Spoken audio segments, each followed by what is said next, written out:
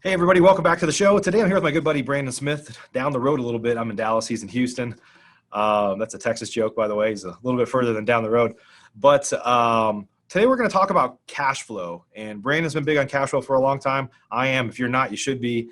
And there's a lot of what Brandon's doing in his model is kind of turning his rentals into owner finance and trying to owner finance more and more, because at the end of the day, you can only go so far with wholesaling and rehabbing. If you want to get paid forever, you've got to do more of what we're going to talk about today.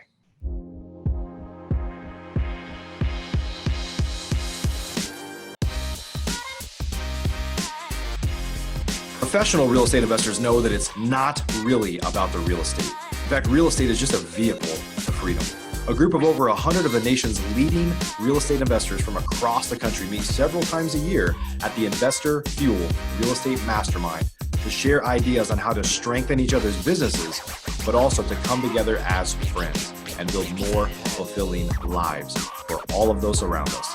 On today's show, we're going to continue our conversation of fueling our businesses and fueling our lives. I'm glad you're here.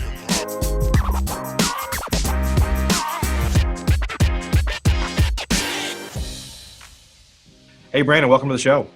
Hey, Mike. Thanks for having me here, and I appreciate the invite. Of course, buddy. Good to see you. And so I'm excited to talk about this because, you and I have both made a lot of money. We could have never done this without wholesaling and rehabbing. And we obviously still do those things too. But I think a lot of real estate investors, if they're not keeping rentals or they're not owner financing or they're not doing something to kind of create recurring revenue, they look back and wish they had, right? And I'm sure you look back and even say, I kept this many rentals, but I wish I would have kept like 5 times that, or right. But, hindsight is 20/20, right? Yeah, no, absolutely. I mean, you and I kind of got started at the same time there in 2009, 2010, when, we would probably all wish we had more capital and more houses to buy in certain areas of our city. And, now those housing prices have at least doubled, probably tripled of those houses we could have bought, back then for sure. Yeah. So.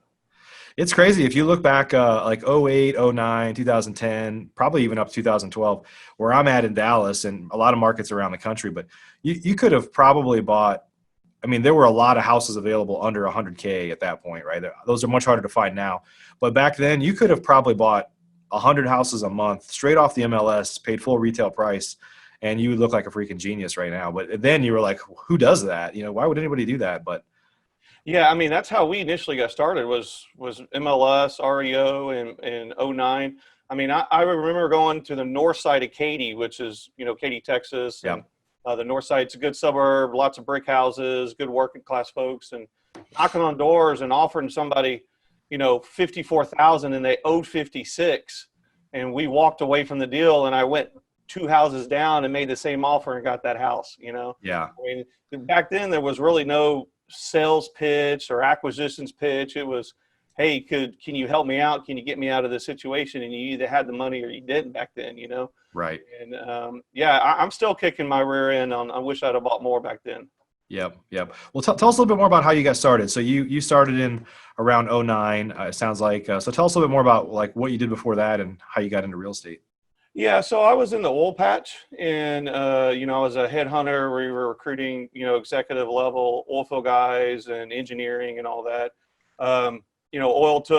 Oil went from, I think it was 147 that day, all the way down to 80. We thought 80 was the crash back then, and things just got real tight. So also kind of during that same period, my father-in-law was heavily invested in the market, and things obviously were not going good on the market side. So I happened to be listening to a local radio here in Houston, and they play up in Dallas, and on my lunch break, and say, hey, well, initially we were only going to buy 2 houses cash and retire, right? And well, that didn't exactly happen, but we're still here today buying houses, flipping houses, and then we got a few rentals and obviously the seller finance note side. So Yep.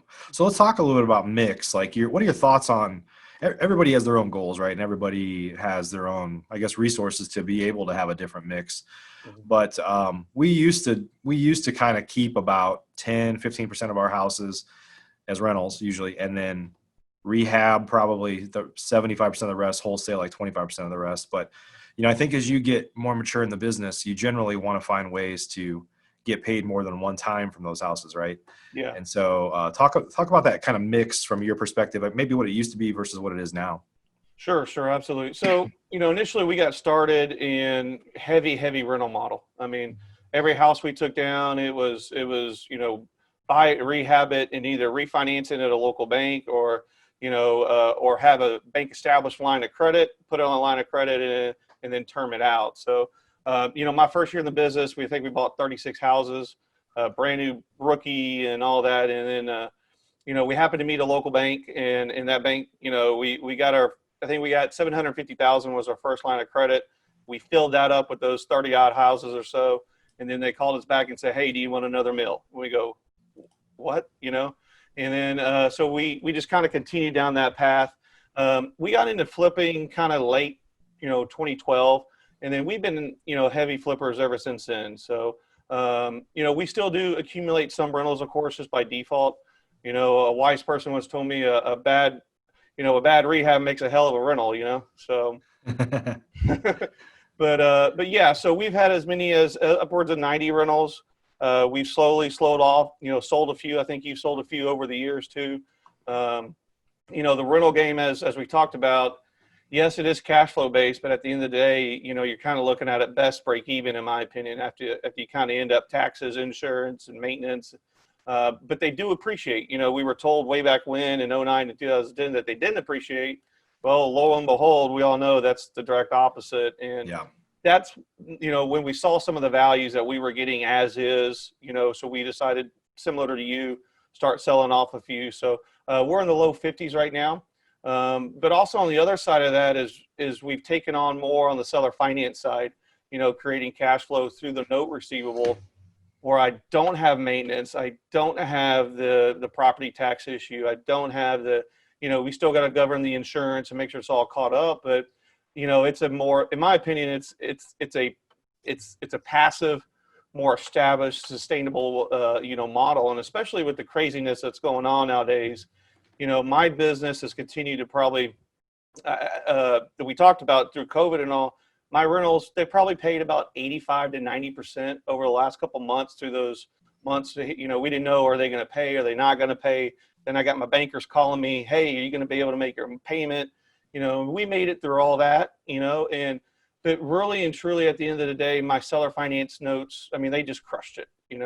They paid, basically everybody paid except for one or two, Yeah, it's the mentality. They're owners versus tenants. I mean, it's a different mindset, right? When people know, I mean, for the most part, I mean, clearly people default on loans as well. Sure. But I think the mindset of being an owner, they're probably taking better care of it. They're probably fixing it up and doing some things.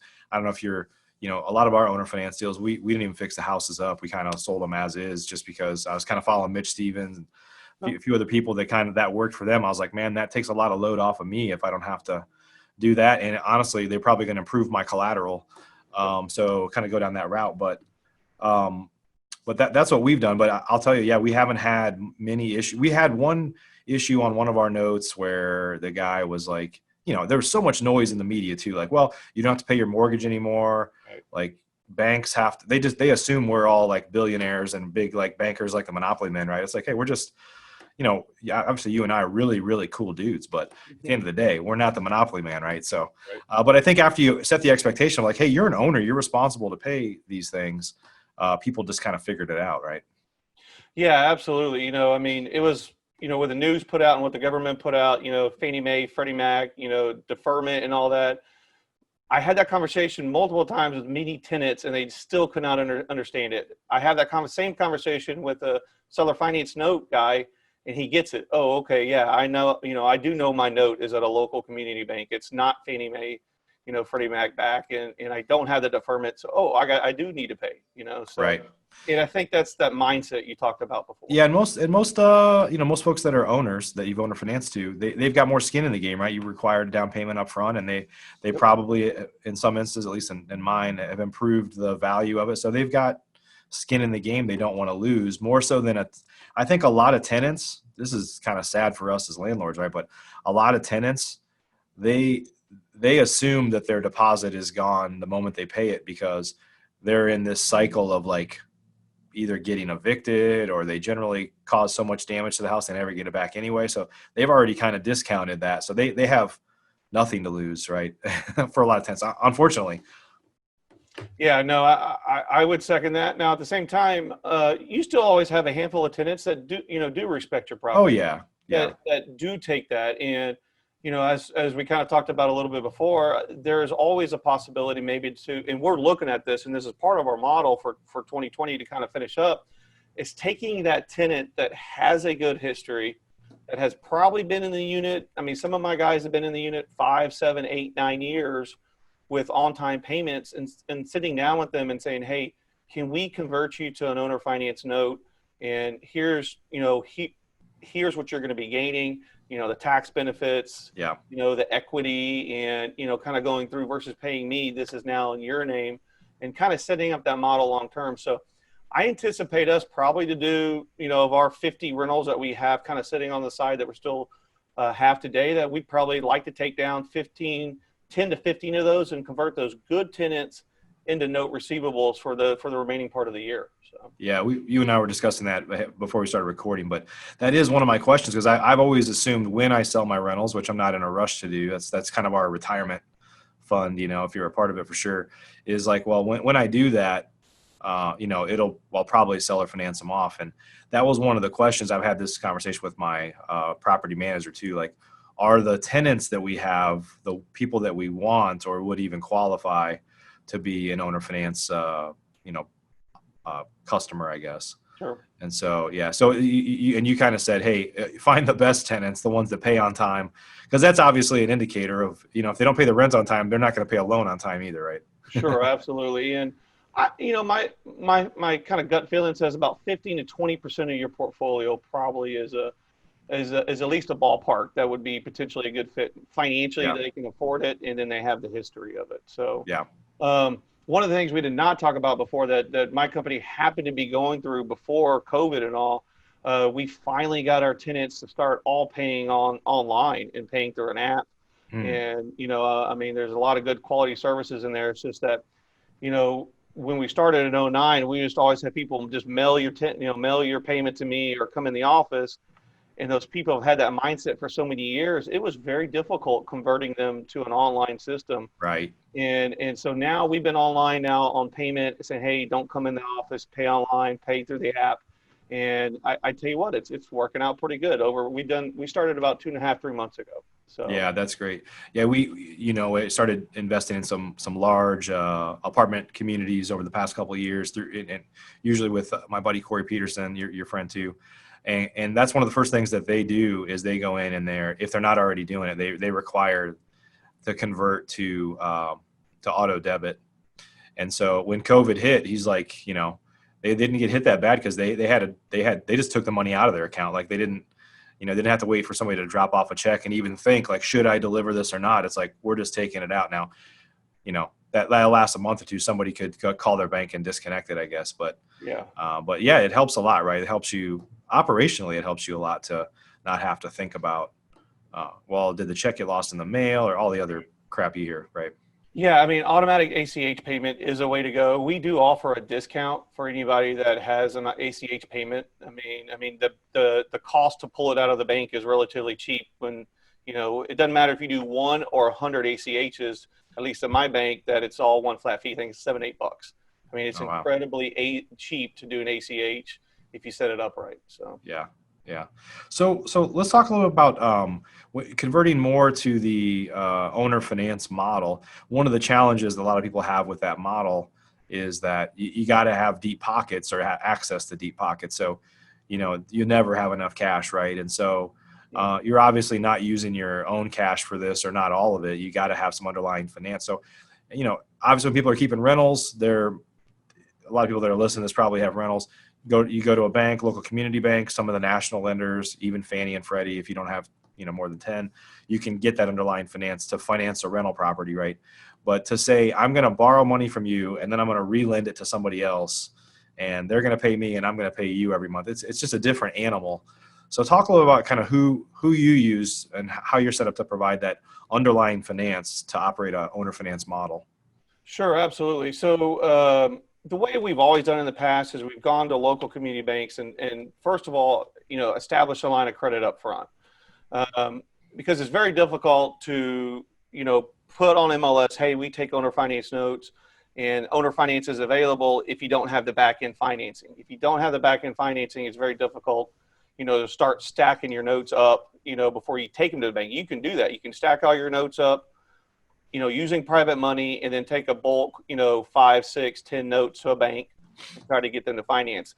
I would recommend trying to set the line up first so it's more of a turnkey situation. So when you do list that house on MLS, when you do post it to Facebook, that note receivable line is already set up with the lender. So, I know we have to talk about financing within, Investor Fuel in the group and all. The local community bank is probably going to start you just below $2 million. It's kind of the ballpark, to do a lot of deals. And that's how we set up our business over the last 10 years. We've got about 8 to 9 different local lenders and, they kind of start tapping out at $1.8, $2 million. However, since this kind of pandemic got going here, I met a gentleman and I've done all the bank, Bible stuff and going on knocking on banks. I met a broker that is a commercial broker. He specializes in retail apartments. And obviously he got hit hard with the COVID stuff. And so he reached out to me and said, hey, Brendan, what do you really need? What's the max you can go? And we started talking and I've never paid a fee to go out and do acquisitions. But I said, you know what, let's shoot for the stars. Let's see what you can do. You talk a big game. Here you go. So, we're in conversations with the local community bank through the broker on a $5 million line of credit for seller finance notes. And that would really set up my into 2020, going into 2021. And, I've never worked through a broker, but so far it's been a pretty good experience. And, all these guys do is they look at, the UBPR report. We talked about that a little bit. They know what banks are lending and what their lending limits are. This is a whole new spectrum for me and what I normally do. Versus me going on and, look at that community bank, going knock on the door. Look at that community bank. These guys kind of have their relationships already pre-set up, Yeah. So, but so that'll be an interesting experience if we're able to get that done in the next coming weeks to month. Yeah. And that's, some of having some experience scaling up. And I know, part of your bank Bible that you talked about, and we talked a lot about in Investor Fuel, about building relationships with banks. Part of that is kind of having a portfolio of what you've done, right? Like this is about me. This is about our business. Here's our financials. This is the number of deals we've done. It's basically just like your portfolio of your business resume in a lot of ways, right? Is to say, hey, here's why you should work with me, which a lot of people don't have that. I mean, it's kind of like when you have a job, when you post for a job and you get hundreds of applications, you got to weed people out some way. And, it's like one way to weed people out is the people that,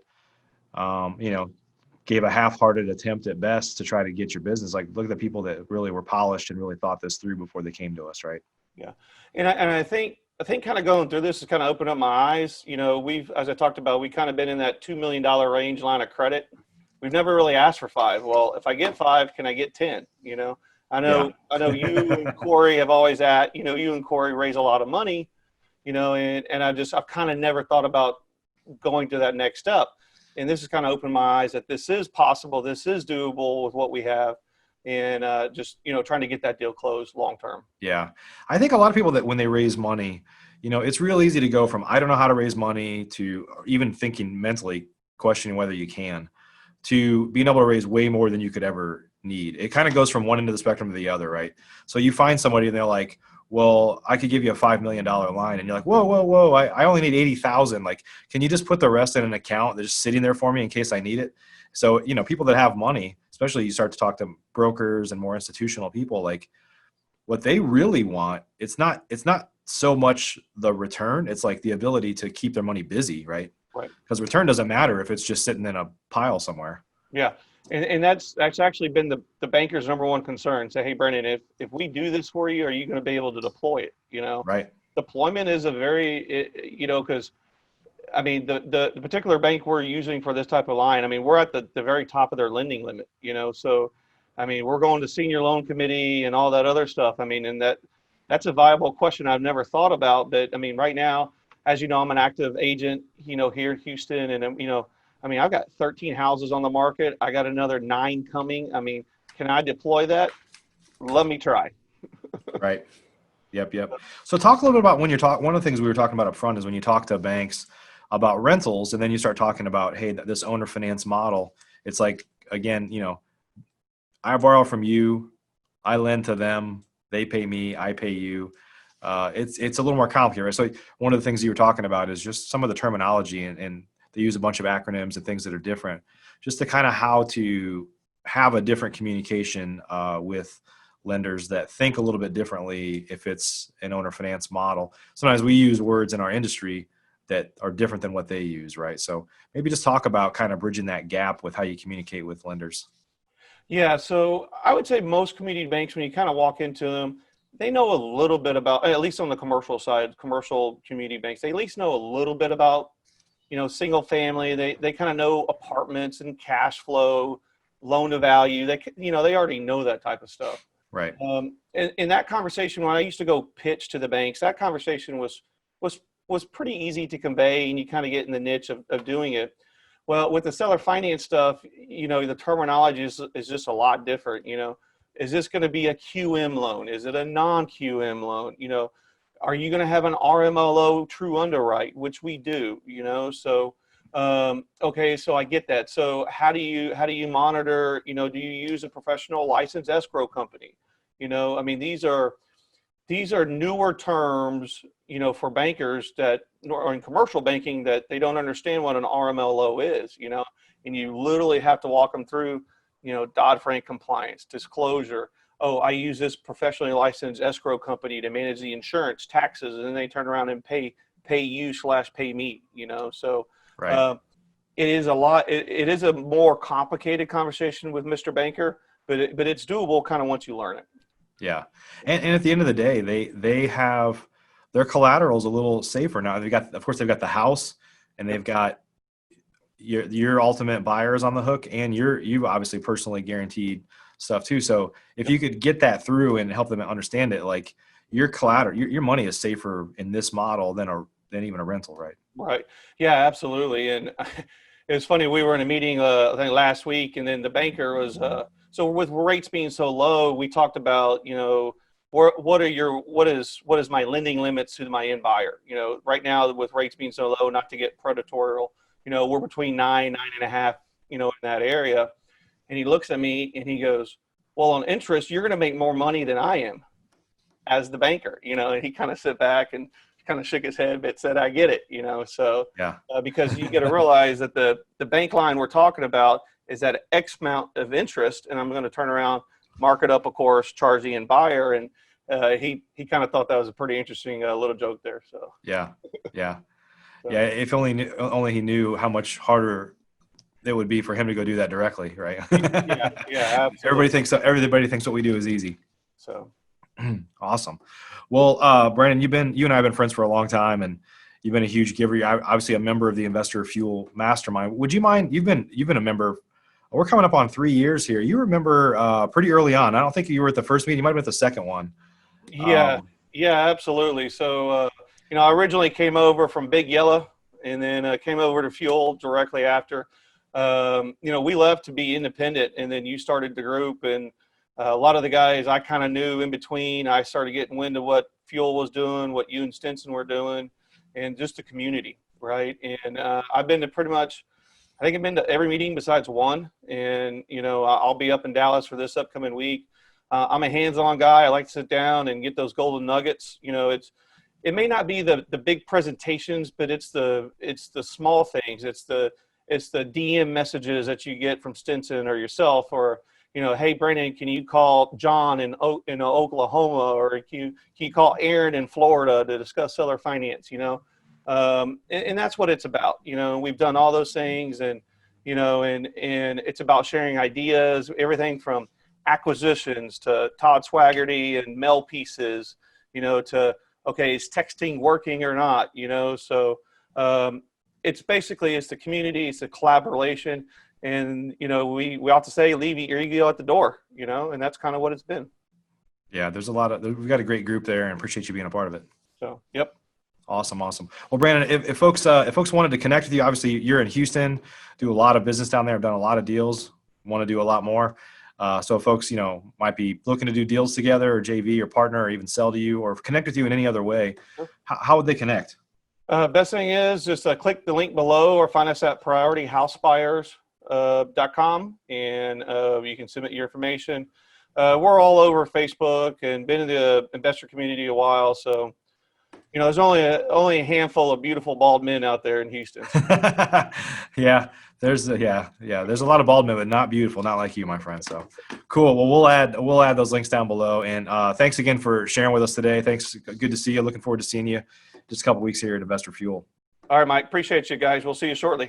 Awesome. And everybody, thanks so much for joining us on the show today. Hope you're getting some value out of these. We're bringing a lot of my friends, a lot of members of Investor Fuel to talk to you, to learn a little bit more about what it takes to perform at a high level and what it takes in this instance to generate more cash flow. So if you haven't yet subscribed to the show on iTunes, Stitcher, Google Play, anywhere like that, wherever you're watching us right now, we'd love it if you subscribe and leave us a positive review. Of course, you can access all the shows on investorfuel.com.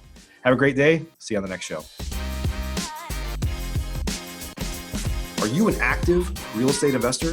If so, and you want to latch on to the power of surrounding yourself with over 100 of the nation's leading real estate investors, all committed to building stronger businesses and living richer, fuller lives, you should jump on a call with us to learn more about Investor Fuel. Simply visit investorfuel.com to get started.